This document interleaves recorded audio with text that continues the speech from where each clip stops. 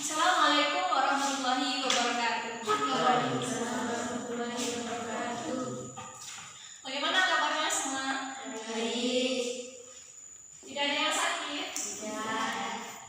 Oke, sebelum kita mulai pembelajaran pada hari ini, marilah kita membaca doa terlebih dahulu. Doa dimulai.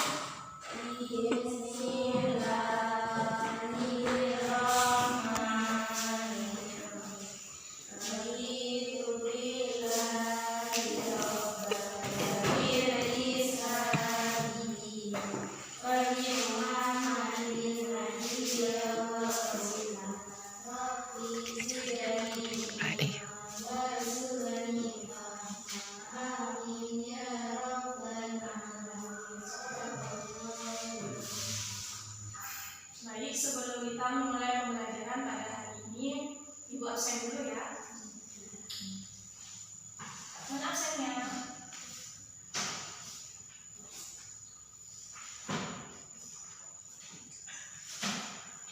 Tiga. Ibu absen dulu ya. Pertama, Siti Zahra, Sofia, Anissa, Sri Handayani, Sulis Setiawati Misi. Hadir semua. Kelas ini cukup rapi dan tidak ada kotor. Kalian juga memakai seragam sesuai dengan jadwal. Ini siapa? Anissa kenapa tidak pakai seragam? Belum punya. Oke. Dan kalian juga memakai sepatu, baik. Nah, hari ini kita akan belajar tentang nilai-nilai Pancasila dalam kerangka pemerintahan negara. Mengapa hari ini kita belajar ini? Karena manfaatnya untuk kita adalah kita bisa tahu struktur kenegaraan kita, yaitu NKRI. Harga. Kita mempelajari ini karena kalian pasti tidak tahu, maksudnya tidak terlalu mengerti apa saja struktur pemerintahan negara kita. Nah, pada hari ini Ibu akan menjelaskan mengapa kita mempelajari ini, karena ada tujuannya. Apa tujuannya? Yang pertama adalah siswa dapat mendeskripsikan tentang nilai-nilai Pancasila dalam praktek penyelenggaraan pemerintahan negara. Kedua, mengidentifikasi tentang nilai-nilai Pancasila dalam rangka praktek penyelenggaraan pemerintahan negara. Tiga, mengidentifikasi dan mengajukan pertanyaan mendalam, inisiatif dan menggunakan order think skill hot tentang nilai-nilai Pancasila dalam rangka praktek penyelenggaraan pemerintahan negara. Nah,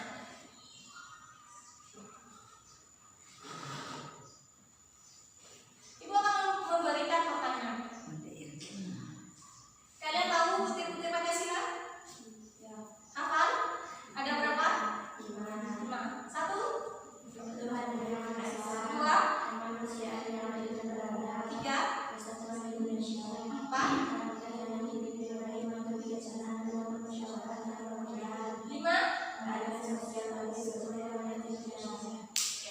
Mengapa kita mempelajari ini?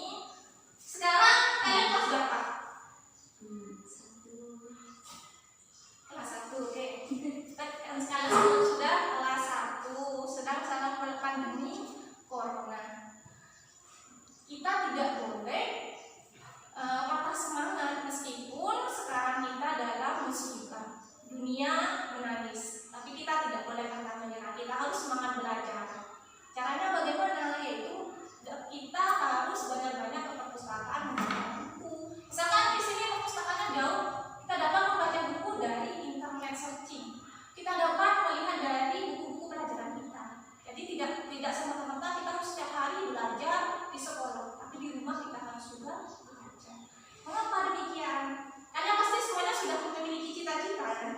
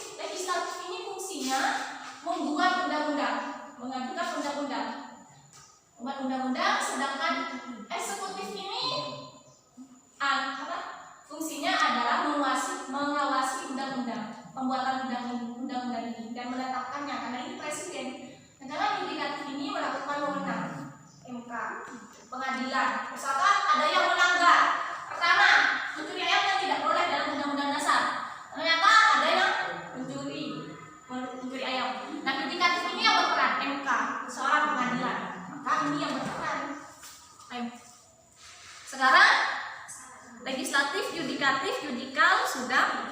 Nah, NKRI negara Republik Indonesia itu provinsi. Ada berapa provinsinya? 33 provinsi. Pertama, ibu kota. Ibu kota ada kecamatan, terus ada kelurahan, desa, dan dari kecamatan ini pertama ada provinsi. Dari provinsi turun lagi kota. Dari kota ini turun menjadi kecamatan, dari kecamatan turun jadi kelurahan, desa. Oke. Pemerintahan daerah yang dipimpin oleh kepala daerah yang dipilih secara langsung oleh rakyat. Misalkan Maebun dipilih langsung atau tidak? Pemilihan langsung, ditunjuk atau dipilih oleh rakyat? Dipilih rakyat, ya, benar, dipilih rakyat. Kalau istilah Maduranya itu dosen.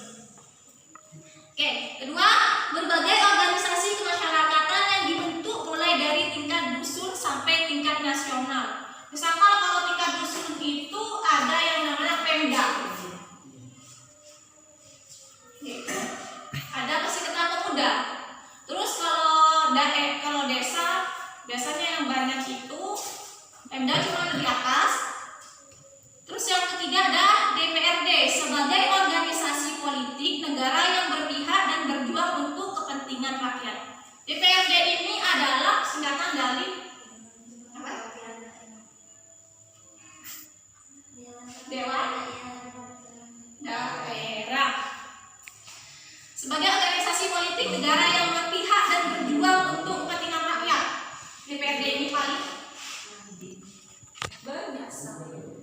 LSM dan berbagai bentuk asosiasi yang menjadi wadah fungsional atau berjuang kepentingan tertentu. Terus ada berbagai partai politik yang seharusnya menjadi organisasi politik sipil tertinggi dari rakyatnya. Nah, pemerintahan daerah dalam menyelenggarakan urusan pemerintahan memiliki hubungan dengan pemerintah pusat dan dengan pemerintahan daerah lainnya. Hubungan tersebut meliputi hubungan wewenang, ada keuangan, ada pelayanan umum, ada pemanfaatan sumber daya dan sumber daya lainnya. Dilihat dulu. Pahami?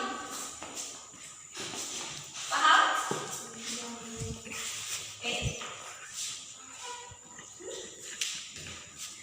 Karena kalian sudah paham, maka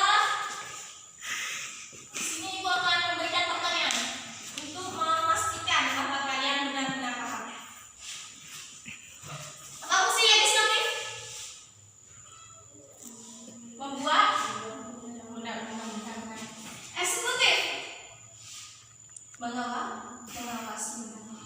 Yudikatif memberi, menjalankan wewenang. Oke.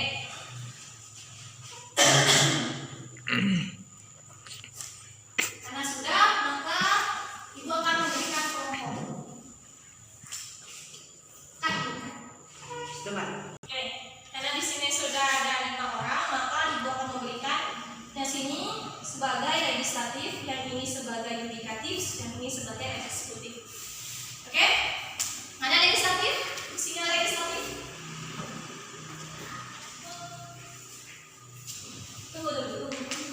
Mana legislatif, eksekutif, sama yudikatif. Perannya ini adalah membuat undang-undang, mengajukan undang-undang, ya ajukan. Terus yang ini melihat ataskah undang-undang ini. Terus yang ini memutuskan. Oke, kita deal. Ayo. Lanjutkan undang-undangnya. Apabila seorang suami memperkosa istri, maka hukumannya penjara 5 tahun dan denda 100 juta. Yuk, sekarang eksekutif memutuskan baik atau tidak undang-undang ini. Iya atau tidak? Tidak. Mengapa tidak? Berikan alasannya. Kalau iya, kau berikan alasannya. Mengapa tidak? Soalnya. Kenapa